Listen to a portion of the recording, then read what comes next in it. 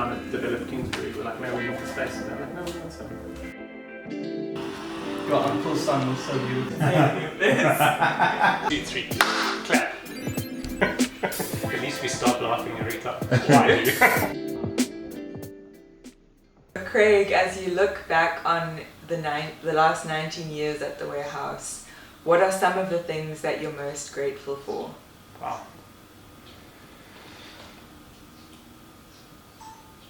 I'm really grateful for people. I mean, I think this work in this world, that like ultimately there's people who connect with each other, who find each other, who love each other, who teach each other, who learn from each other. And so for me, one of the things we used to do at the warehouse, particularly when we had a building, was that when people left, they would put their handprints up. And so we've still got boards somewhere in a storeroom of all these handprints. And I still sometimes find photos and run through them, because there are people who worked as paid employees of the warehouse for multiple years, people who visited for 10 days, people who passed through for an afternoon, and people we got to know because they never came to the warehouse, but because we interacted with them in Peru or in Nairobi or in Manila.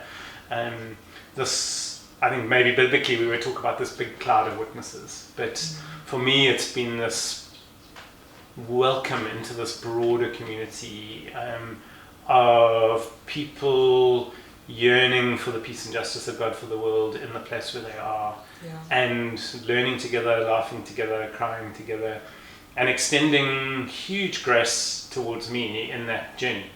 And so I think, I can't name the people because it would literally run into, I guess, the hundreds, but I think 70 or so people have worked with the warehouse over the last 20 years, but then you've got volunteers and you've got people who came through, and just friends around the world.